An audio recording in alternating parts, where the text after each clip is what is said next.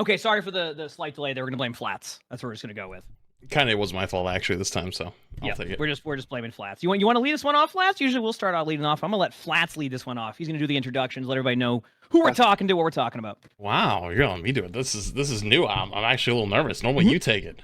Yeah. So, welcome on in. Of course, today I have joining me Emongg, which he's been around a while. We know Emongg, but we got Alec Dawson, our lead hero designer, bottom right camera for me. And then we got Kenny, my top left, the game producer. Also, I forgot to give you guys time to say hi. My bad. Yeah. How's it going, everybody? Hey, how's it going? We did it last time too.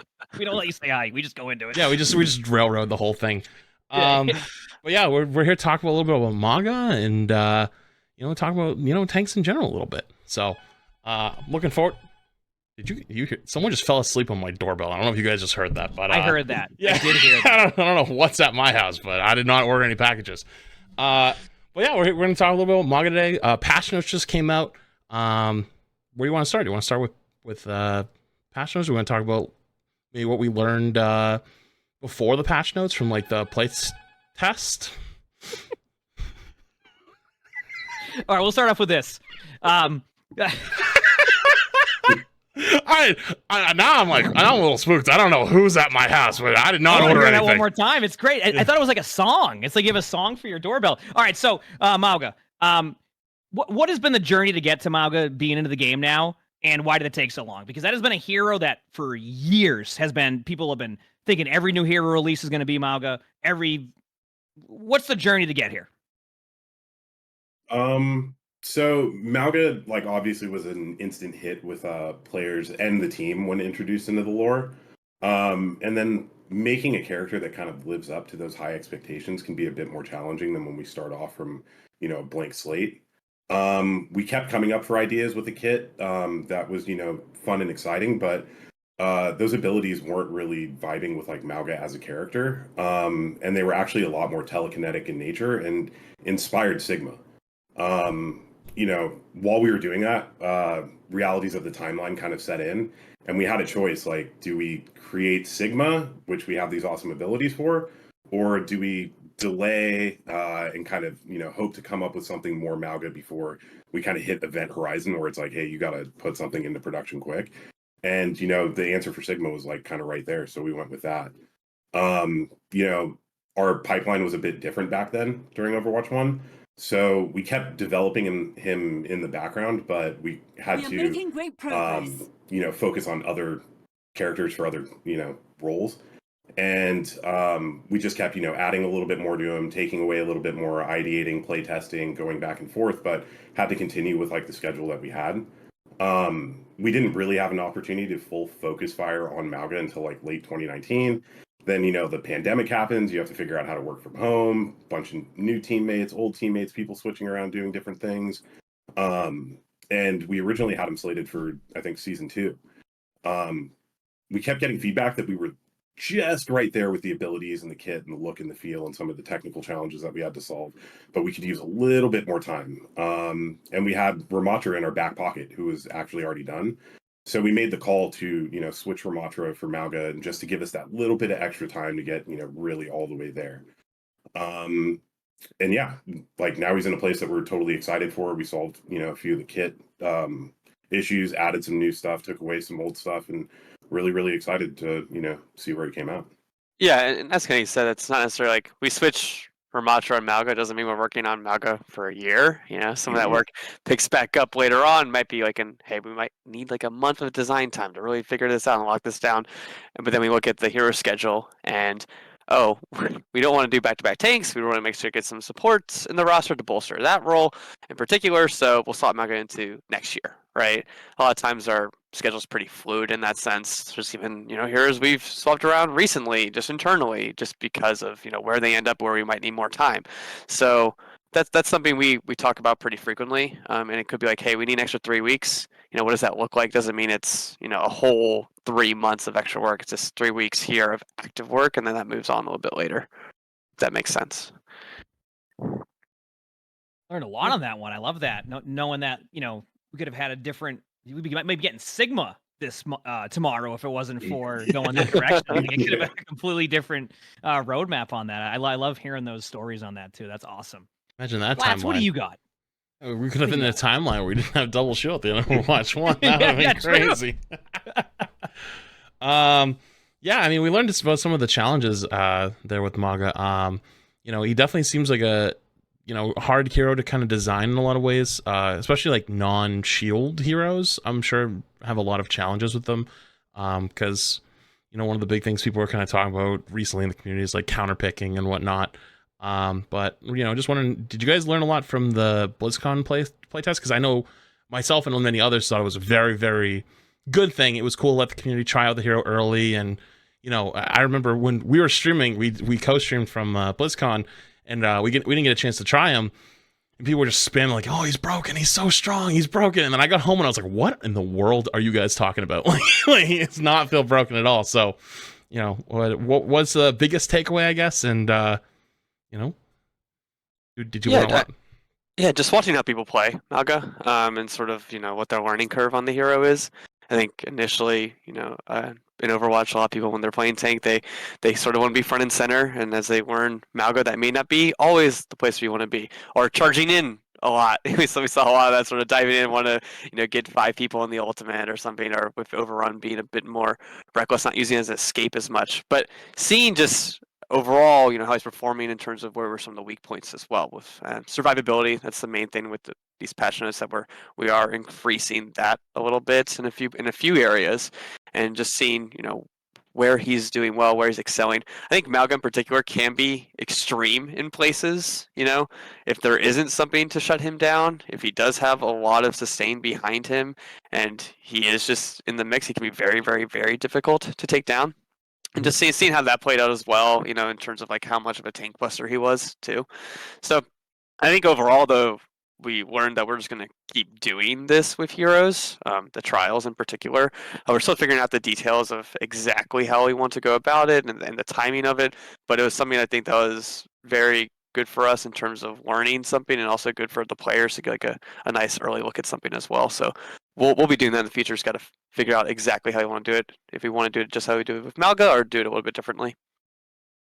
I like that. That's good. Yeah, I was gonna ask that at one point too, if that was like something you were gonna continue to do with that.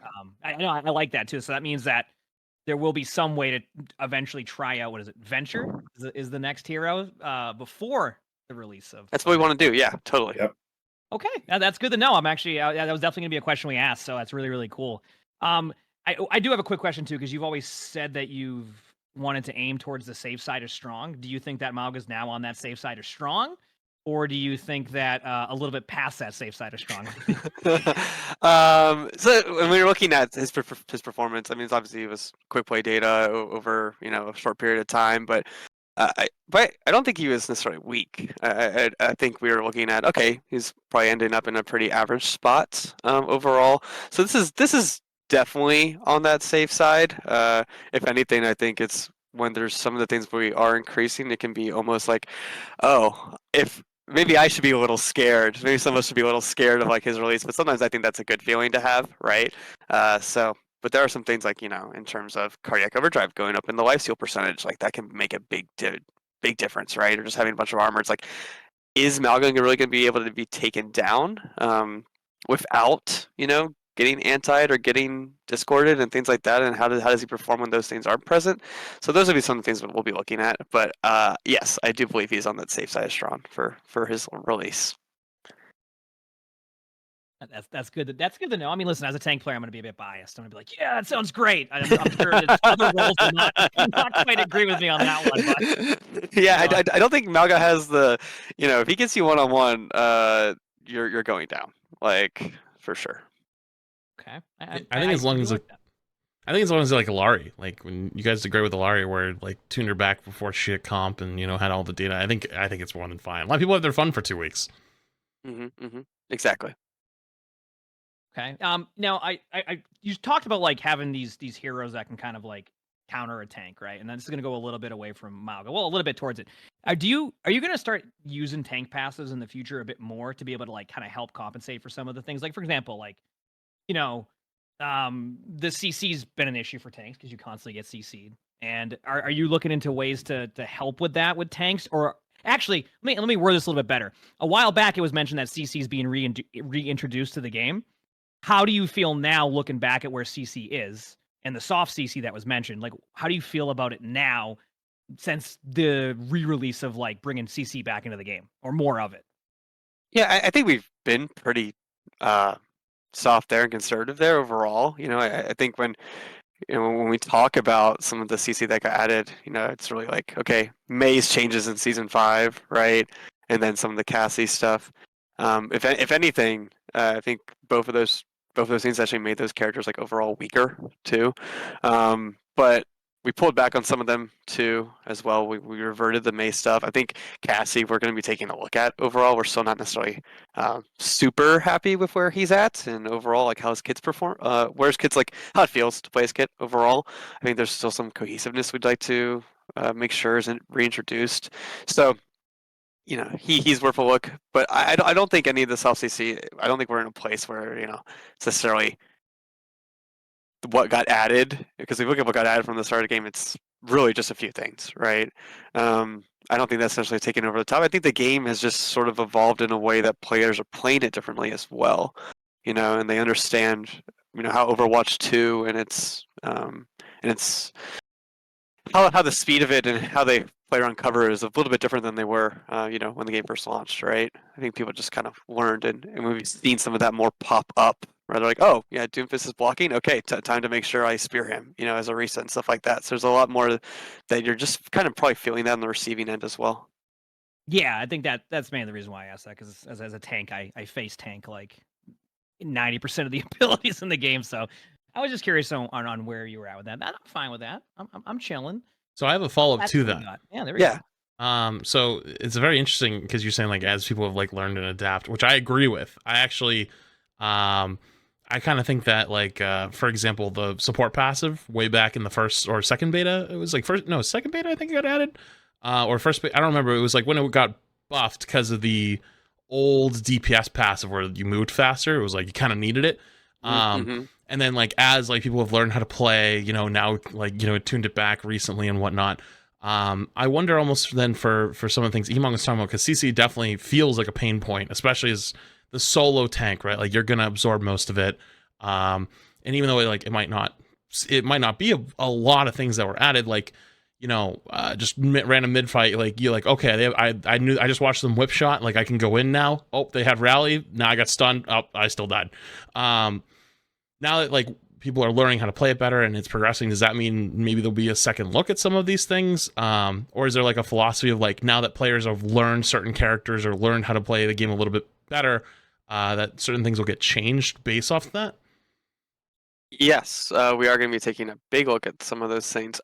I think we might be approaching it a little bit different in terms of, is it sort of CC thing, but Season 9, we're doing our competitive refresh and everything, but we're also looking at making some more fundamental changes to the game, and we're going to try to be doing that in that sort of cadence where, hey, start of a new Overwatch year, what are some bigger changes we can make system-wide to the game that make the game just feel different to play, right?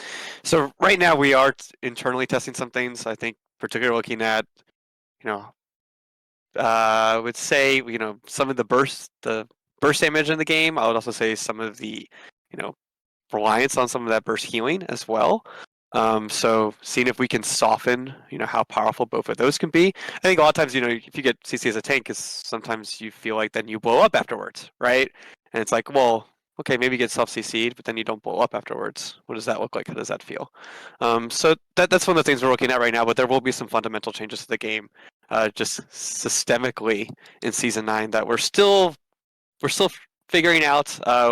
We have a good direction right now, and looking at both the healing and the burst damage overall. Music I'll to let my people ears.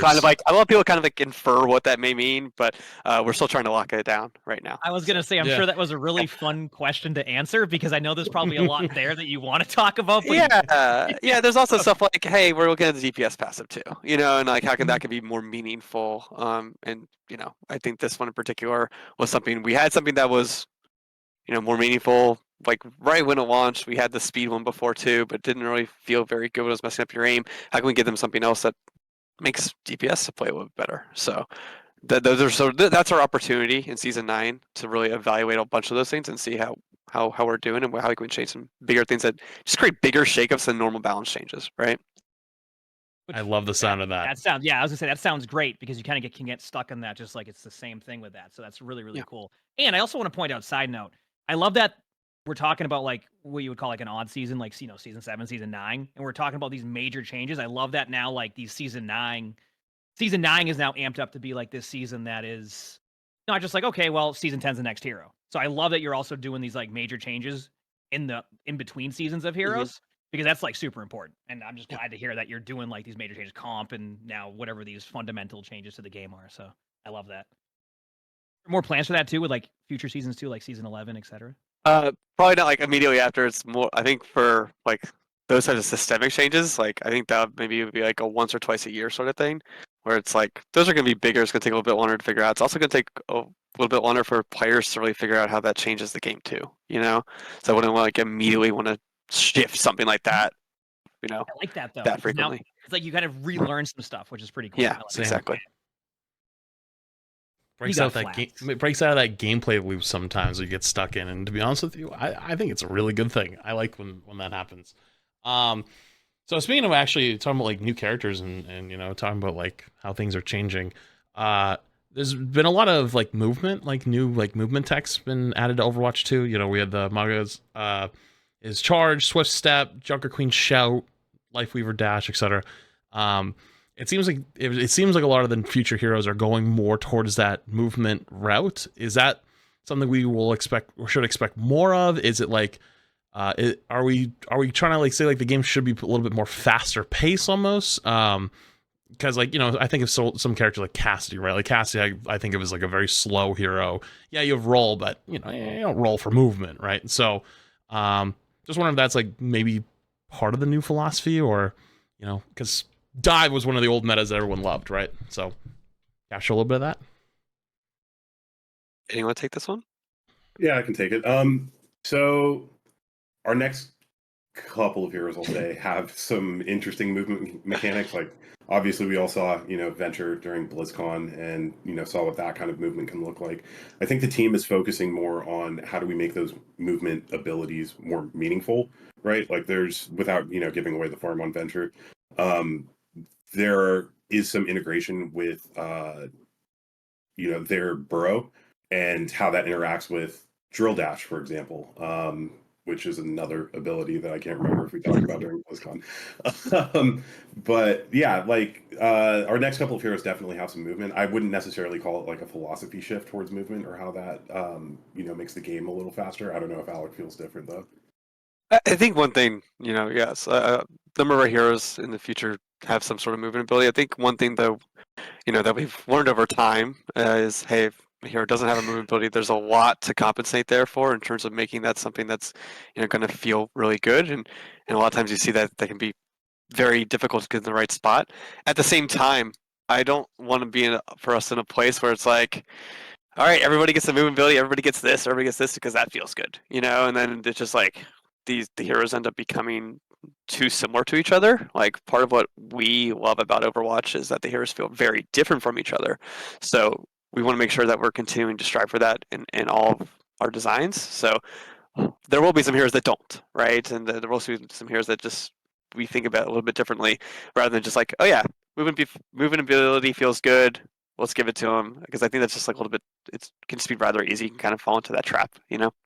I actually have a quick follow up to that too. Well, it's more of like, so with Mauga, you saw that you can do like these really cool combos with also Ashe and Torb, where like those heroes benefit that hero. Is there more plans for heroes to have like another hero help benefit that hero in that way? So for example, when you dynamite someone as Ashe, now your, what is it called, volatile chain gun can now crit them the whole time. Is there plans to have more of those type of interactions with heroes?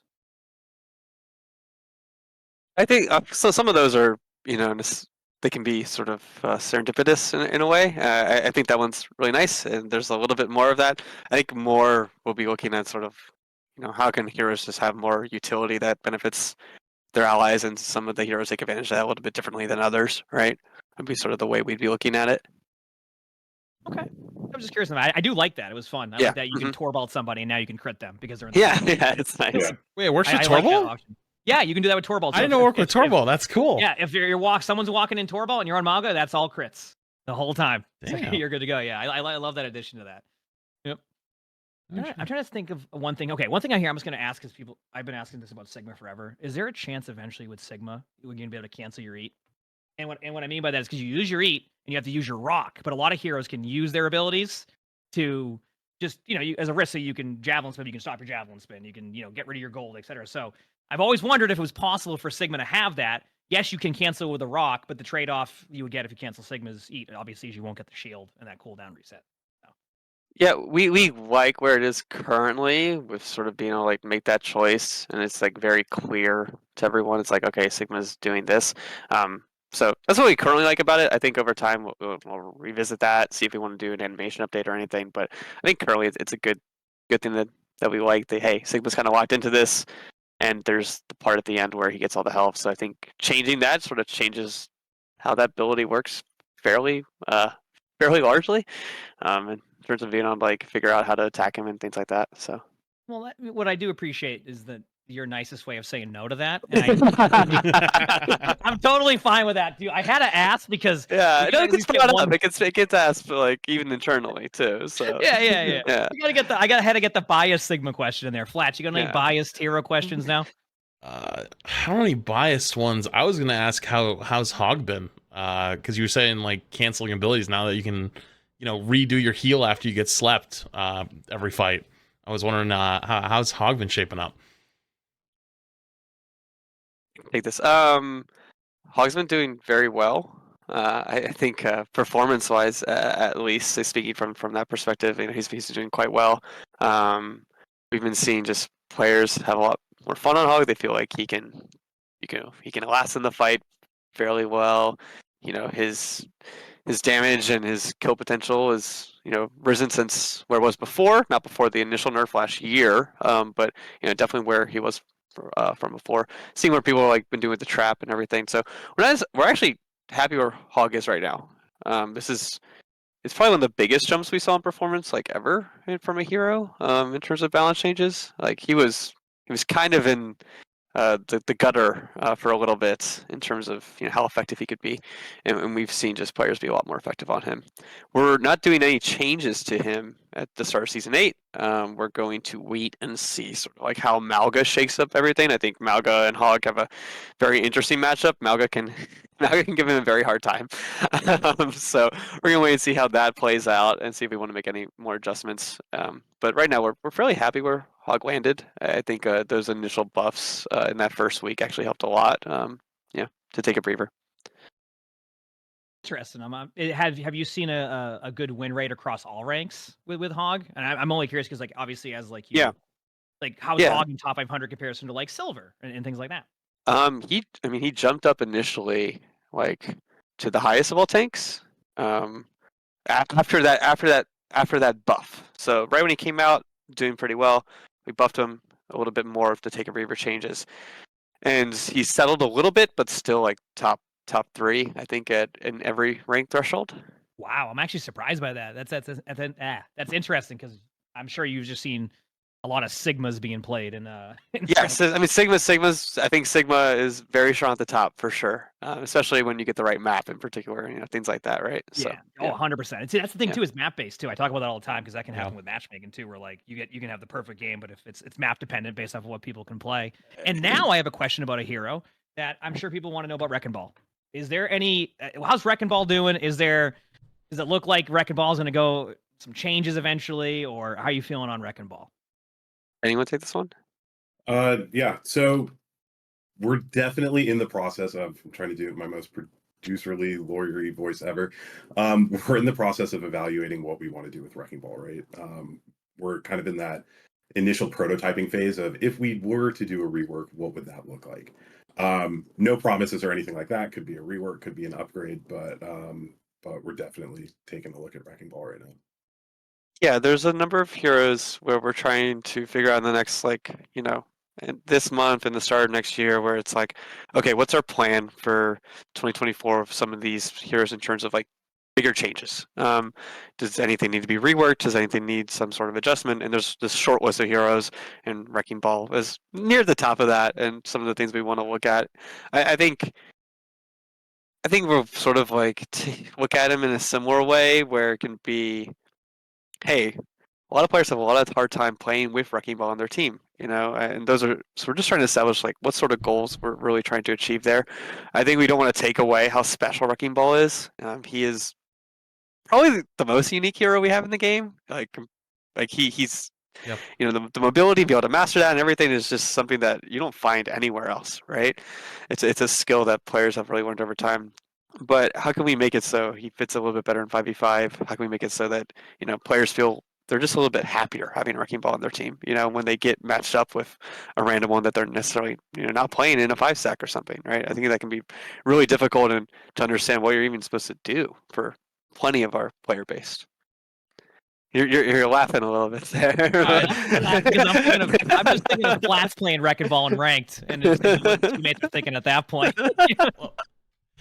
This is okay. So I get my bias question now. Now I got it. Because we're talking about super unique characters. I kind of think of something that honestly, maybe I'm a little bit mean, but it's not that unique. Is almost Rhyme. It kind of, at least at the high level play, it's like either he's like broken, like really strong, like has to like be buffed and like take over, or just like really just falls behind the rest. But on the the metal ranks, like your bronze to like plat, diamond, I know people love to play Rhyme. Like it's their favorite tank out most of the time because it embodies what tanking is, right? Like big shield, big hammer man. But sometimes it just feels like you're a couple steps behind because we were talking about hero synergies earlier. But playing Rhyme, especially like higher up, feels like unless you have certain picks on your team, you can't even select that hero. So I know probably on the lower end of that list of looking at characters that maybe need a little help, not like rework, but maybe just like something's up there. Have you thought about anything for Ryan, or is it on your radar at all as like he's either dominant or not really played well, or at least perceived as not being able to play well? I didn't think we saw him quite a bit, in some of the owl stuff, like towards the end of the season, everything too. So I think Ryan just needs some things to sort of come together for him meta-wise at times, and we'll see if some of the bigger systemic changes in Season 9, help him out. I think those systemic changes will help tanks overall out in particular, so he should be able to benefit there, but nothing in the short term, at least. I think we feel relatively happy about where Ryan is. Welcome to the club, Flats. It was nice. It was a very nice no. And welcome to that. I do think one thing about Ryan too is I feel like players also know how to play with Ryan a lot more. So sometimes the win rate will be good because players know how to play behind a Ryan shield. It goes back to the discussion about like Wrecking Ball. You don't have no idea how to play with a Wrecking Ball. I mean, half the people playing Wrecking Ball know how to play Wrecking Ball. I don't know how to play Wrecking Ball, right? Like, so it's like, you run into this kind of issue where I can see the Ryan win rate being higher too because players just know how to play behind a Ryan shield.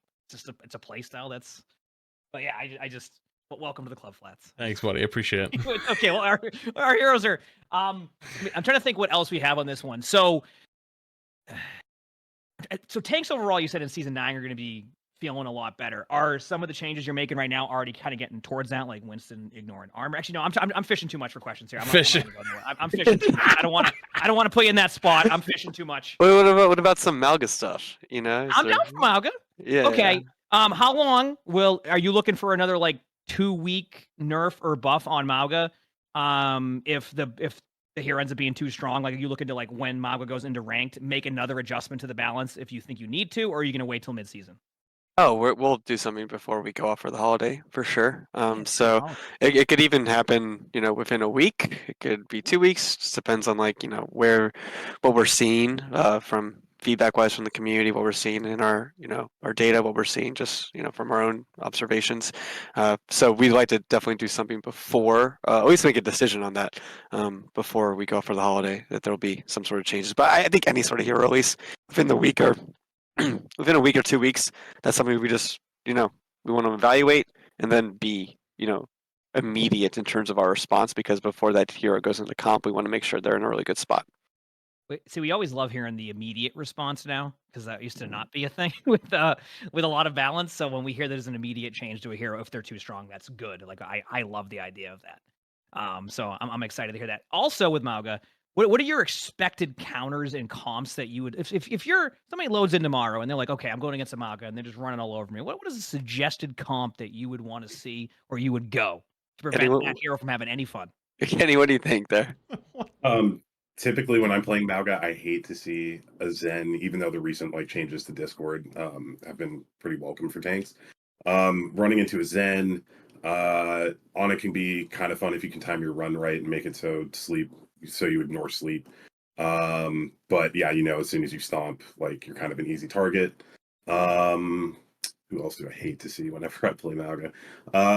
Playing against a Bastion can kind of be a feast or famine kind of thing where it's like, he goes into turret, he's a little bit, vulnerable in his turret form, but you have to kind of, am I going to be able to crit through this damage that Bastion is going to do, or am I going to get wrecked if I peek out from behind this wall? It's kind of a calculation you have to do in your head. So if I see any of those three, I'm a little bit on edge. Yeah. I think like Diva and Sigma can give him a hard time too, like nullifying his damage in particular. Like anyone that can do that fairly well have a good time against Mauga. But yeah, as Mauga, someone that can I like playing with Lightweaver because it lets me be a little bit more reckless with some of my overrun. Lightweaver's gonna pull me out. You can do some really silly stuff with the ultimate as well, like trap the enemy team, pull Mauga out, and they're still trapped inside. Stuff like that. So I think that could be a lot of fun. Right, With go ahead, Flash. with the overrun specifically, maybe it was just a skill issue on my part because I didn't get to play him that much, and to be honest with you, I was jet lagged as all hell. But it felt like when I was doing the overrun, like when I nailed people dead on, like as if I was pinning them on Rhine, they wouldn't slam them; they'd actually just pop up. Was that intentional, like, or is it like you're supposed to nail them dead on, or you're supposed to go to the side? Like, how does that interaction really work? If you land on top of them, you should get the knockdown, and then anyone around that in the radius, they'll get knocked up. So it's the opposite. Okay. Yeah, so it's like a crit basically. If you land right on top of them. Yeah, you'll get like a crit hit indicator if you do it just right. Okay. You mentioned a hero, Bastion. How's everything been going with Bastion? I only asked because I know that I keep hearing that in some ranks, it's just how quickly before someone goes Bastion. That's what I'm hearing. Is that how is Bastion doing? Are you happy with where Bastion's at? I know it's a little bit away from Mauga, but the counters there. Yeah, we're overall fairly happy after some of the recent nerfs and everything. I think making Grenade feel a lot better was something that was important to us, and I think overall, if you look at the changes that we kept in versus ones we didn't, I think Grenade feels better. His Sentry form feels a little bit better as well. So that to us has been good. I think there's still maybe down the road like some quality of life stuff for Bastion, but it's one of those things where I think after all those buffs he initially got, it's maybe some perception in fighting against like how strong he was then versus how strong he is now. But I do think he's a bit weaker nowadays than he was there. Good. That's good at least. I will say the Grenade now from Bastion's a lot more fun to play against than it was when you first did the change there. It was like, oh, this is not ideal. So I'm glad to hear that. I got a bit of a heavier one that might spiral into somewhere else, but all right. So this is for Mauga, but so the concern is, I would say for a lot of people, is that like at high level play, Mauga might struggle. I mean, at the moment, looking at the stats, like maybe not, just because like everything's so high, but like I'm assuming he's gonna get tuned back a little bit after that first 2 weeks, kind of like how Hog struggles in a lot of ways, or in the past has struggled, obviously since the rework things have changed. But like the combo of just getting discorded / slate or slept and then naded and you just explode, without having that really big mobility. Like obviously you have the overrun charge that gives you CC immunity, but while you're poking and whatnot, how you feel like you can kind of like explode currently on tank. Is there a concern that a lot of the supports especially might gatekeep kind of how you can play Mauga without, say, having a Kyrie on your team?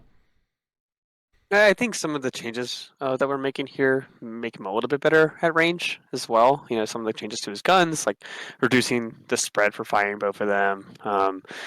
Has more ammo overall now, and like the damage fall off is a little bit further away. So I also he just does a bit more damage per shot too. So there's some of those changes that not only did we do survivability changes, but we also did some that were going to make Malga a little bit uh, more efficient at some of those ranges, right? So he won't have to feel as obliged to necessarily go in and then maybe eat the Discord or if he eat the nade as he did before. Not feel as reliant as being close up and hitting down on both chain guns. And something that we do see is like players will also learn how to support Malga better too. I think it's the first thing we see. It's like the first step is okay, this tank is bullying me. How do I counter them? But then the other side of it's like, well, I'm with a tank. How can I help them? How can I support them? I don't think we see as many switches on that side of it as we do on the other way, right? Mm-hmm. So hopefully over time, as players learn to play with Malga, and they'll get a little bit understand a little bit better like how to play around some of his abilities and how to time things like I want to be in cardiac overdrive too, how to time my soldier ult with that and pair it together. So that'll be something we'll be looking at as well. Cool, good to know. So tomorrow I decide I want to queue up with a DPS hero to combo with my Malga. Which hero is it going to be? What is the best combo you have seen? What do you like, Kenny? What do you like going in with Malga? I mean, I'm still a big fan of the abilities working together, so Ashe is going to be my pick. Ashe, yeah. I like soldier, as I just said, like May, Reaper or something, pair it with maybe some speed, and then that's kind of just a good time to rush on in, that can be really fun. I'm sure that May combo is a blast. If you're stuck You're all inside locked in here, yeah, where are you going? Yeah. Yeah, I love that. I'm very excited to play the hero tomorrow. That is for sure, because it sounds like this hero is going to be very, very strong. Sorry, safe side of strong. I don't want to go too far on the strong. Did you get to play him much when we got back? I don't remember. Me? I did. I will be honest with you. My experience on playing Malga when I got back was me falling over like 80% of the time. Now, a lot of that is what we would, I'll mention Gavin or Winter here as a skill issue for me on that one. I had no idea what I was doing. I still love that Gavin brought that up during the BlizzCon panel, the skill issue. But I found that I just struggled a bit to get basically exactly what you said. Someone will go Zen, someone will go Ana, I'd fall over. That's what it felt like. It felt like I couldn't do anything. Actually, and half the time I felt like I would just get my play to finally happen, and then I would have to reload. So I would just spend the whole time just not reloading. So I like that there was more ammo added because I think that will actually help with that. But yeah, that was my experience when I was playing for I think I played 5-6 hours when I got back. But I was in the same boat as you. I was like, BlizzCon was amazing, but I was like a potato. I was just There was also a change. There was a bug actually in the trial where because we're tracking how many shots you do and to catch someone on fire, but that was sometimes resetting. So that also was sort of affecting how efficient you could be, especially at range with your guns being able to alternate between left click and right click. Sometimes that was actually resetting, so you felt like you were shooting them. You're like, hey, they're not catching on fire. What's going on? So that's also cleaned up here too. Well, that will be good then. Yeah, I didn't even realize that at the time. Yeah. I think we were probably the only ones like, oh no, this is wrong. So yeah. No, that makes a lot of sense on that one too. And then also you mentioned that you're going to be starting to allow people try new heroes beforehand. Do you ever get the concern that if the hero just isn't at a really okay, example, Lifeweaver, if you have a hero that you're trying out to the public a little earlier, do you have any concerns that the hero could be where Lifeweaver is at initially? Or are you okay with that, knowing that you're going to buff the hero going in? You know what I'm saying? Yeah.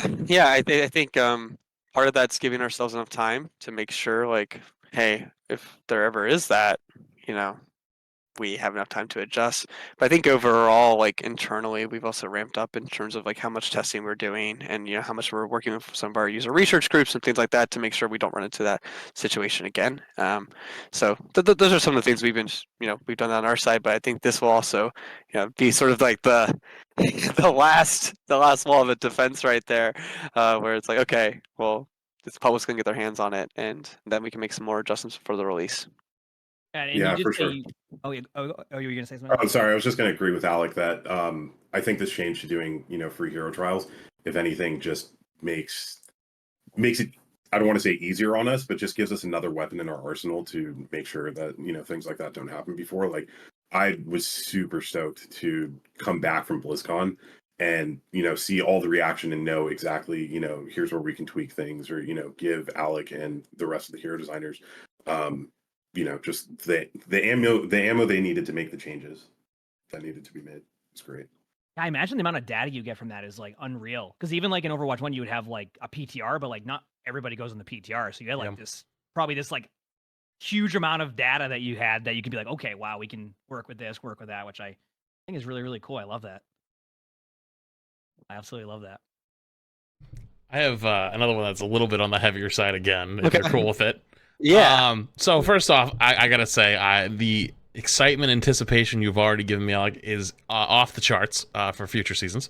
But living in the now moment, looking at season 8, with Maga coming out, and there's a lot of tank buffs, which some of them are scary. Like the Winston one is like, whoa, I got the going through armor. Like, I think that's it's gonna be really a lot of fun. But I do wonder, because tank feeling a little bit tough. I think that those are going to be really good changes. But is there anything that we're keeping an eye on for making those tanks play easier in the short term, or is it still mostly like a long-term plan that there's going to be some big changes maybe to the way the game plays in the future? Yeah, and we say in the future, like season 9, it's not that far in the future, right? But I think Ana in particular, we're probably looking at. I think Malga release and seeing how much anti sort of affects his efficiency, just how much how good he is to feel. How does he feel to play with some of those things? We made change the Discord. I think that helped out quite a bit in a few areas. So I think anti is probably one of the things that we will be keeping our eye on through this release. Overall, though, it's funny if people like say the Winston one is one of the ones they're scared of. Like her Matra's actually been doing like pretty well in internal playtest. Just having a little bit of armor is actually really good on her Matra. That'll be another one. A lot of these tanks, we're also looking at like how they internally how they perform against Malga and making sure that they still feel really good too. Yeah, I want to play more Ramatra. Yeah, Ramatra looks good too, especially, and the projectile size increase I think is a little underrated on that. That's a big one. Because you're going to be able to what do people call them, the Doritos? You're going to be able to get a little bit more value with the Doritos on that one, which is good. Upgraded in size in that one. Also, just to talk a bit about what you said about the playtest increase. I mean, Flats and I had talked about it before. We were part of the Sombra one, and we got to see that. We got to see like where Sombra went from where Sombra was at the time, and I talked about it a little bit to where Sombra is now, which is definitely better than before. So I love that you're starting to amp up that more too, because you're going to have these heroes just feel a lot more fun to play from the get-go, which I love that you're doing that. Yeah, definitely. I think that's just important community interaction. It's also important because it's feedback that we need to seek, right? So I think the Sombra one went really well. I think the Roadhog one actually enlightened us on a few things as well. So sometimes it's actually not even like what's said in those sessions. It's what's not said, right? And sort of teasing out, okay, this was underwhelming. This wasn't as much well as we could have done here. So we gotta push it here in the next few months. Which makes sense because you're looking for a reaction to something on that, and then no one mentions it. And you're like, well, that's not good because we're hoping this to be the reaction. No one said a word. A little bit, yeah, a little bit. I think that was our initial experience with some of the Roadhog stuff because there was some stuff we were trying with allied healing. So Take a Beer was originally like healing your allies in a radius, and we had done a lot of internal testing where it's just like, hey, no one's taking advantage of this. And some players, and when players would, they would have actually a lot of allied healing, but their overall healing numbers were probably actually similar. So it was really volatile in terms of like if players were noticing. So we want to make sure we got it in the hands of like these top tier Roadhog players, and it was still sort of the same thing. It was like, oh yeah, it's just kind of like incidental, and it was just like, well, that's not really what Overwatch is about. So we got to make sure it's like it's very clear, understandable, and everyone immediately knows how to like play with it and play around it. And so that was one of the things I think that helped out there. But the Sombra one had a bunch of other stuff, as you mentioned too. That's awesome. And do you actually I got lost, Flats. Go ahead. I was gonna say, do you mind if we ask about the Sombra one? Because I personally thought the Sombra rework. Okay, so when we played it, I was like, I don't know about this one. But then after the changes, I was like, wait, this is actually pretty good. And I think a lot of people in the community loved it. It was like, this is probably one of the best reworks we've ever seen. And then recently in the patch that's going to be coming out is the EMP change for the longer lockout. Could you go into maybe a little bit of like on like the thought process behind it / like where you want to go with Sombra and whatnot?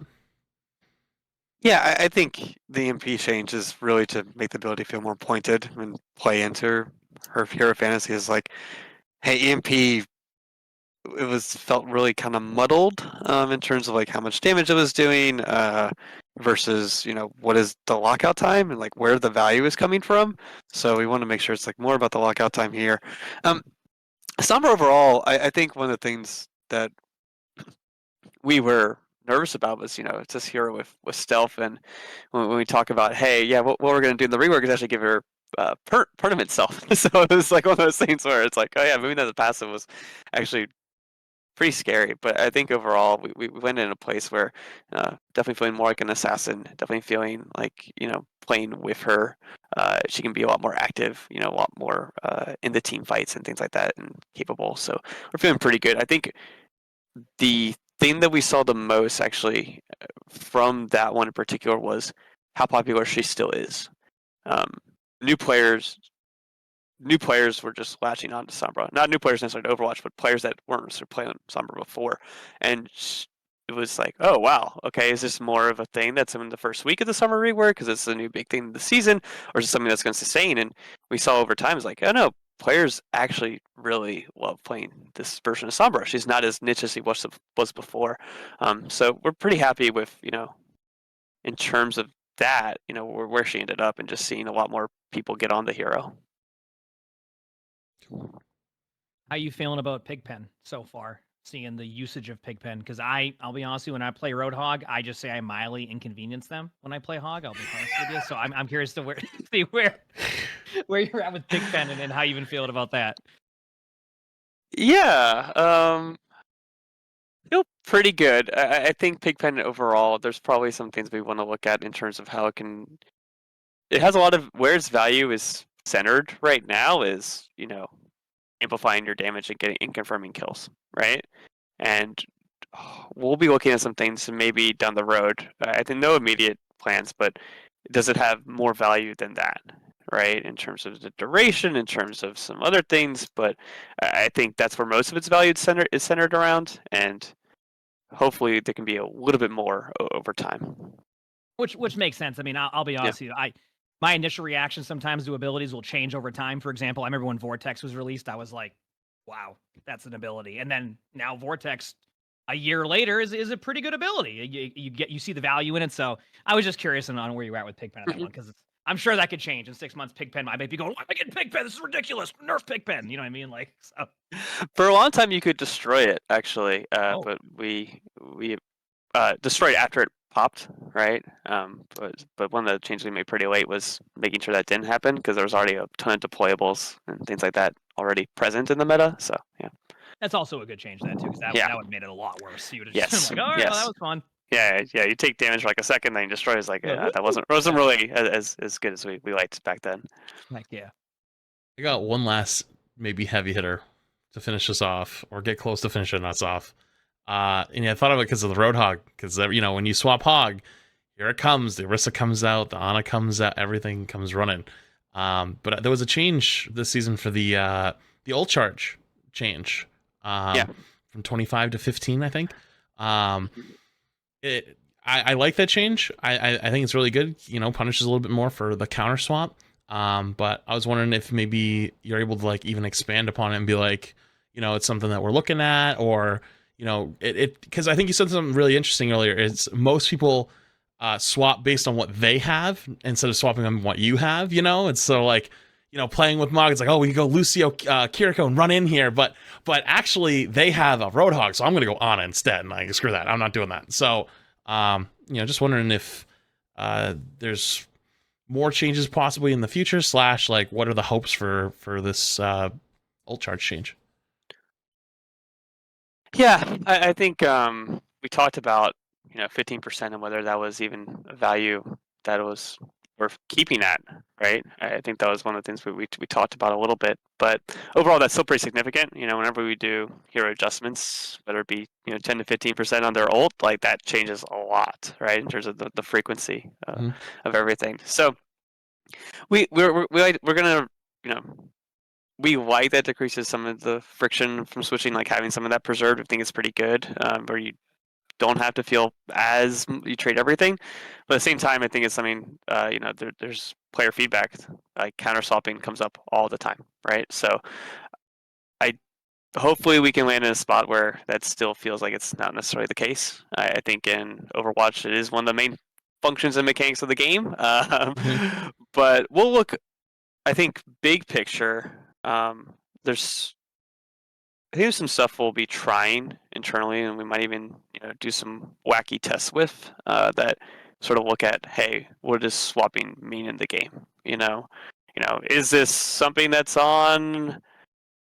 Is this something that you have to spend a token for, right?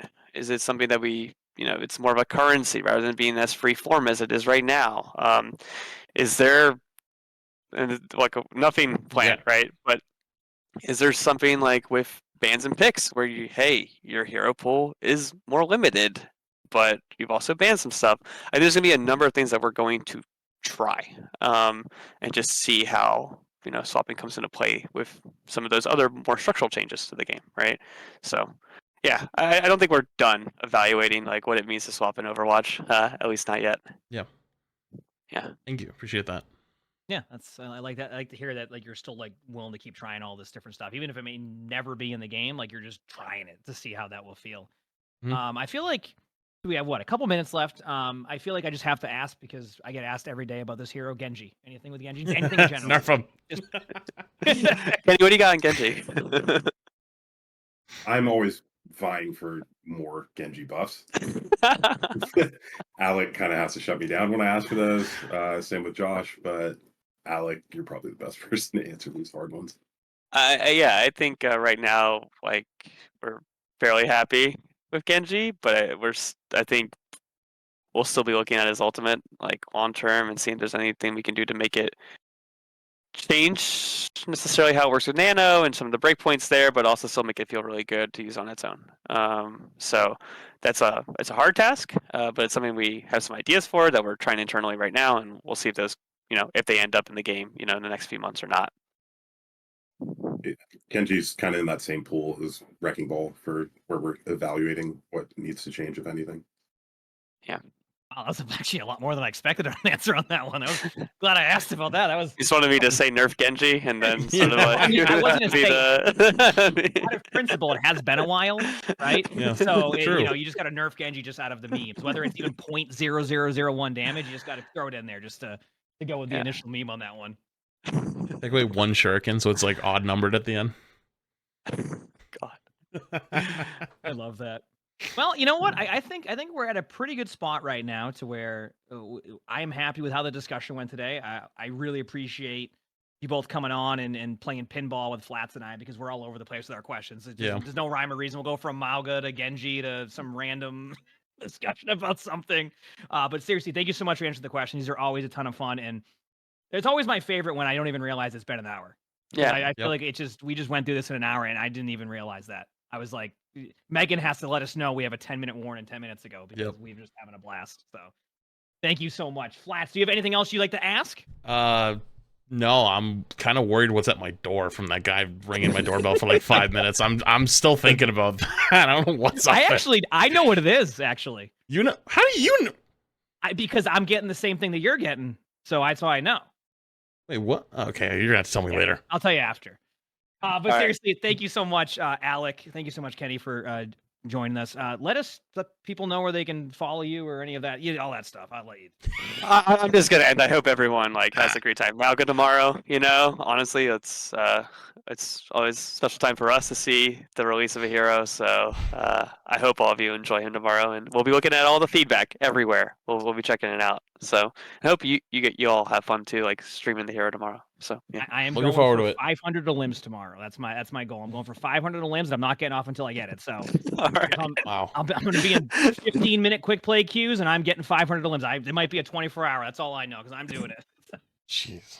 I'm excited. I can't wait. Heck yeah. Thank you so much. for joining. Yeah, Seriously. yeah. Thanks for having Yeah, us. thanks for Seriously. joining. Thanks, guys. All right. Yeah, Cheers. absolutely. See you later. Good rest of your day.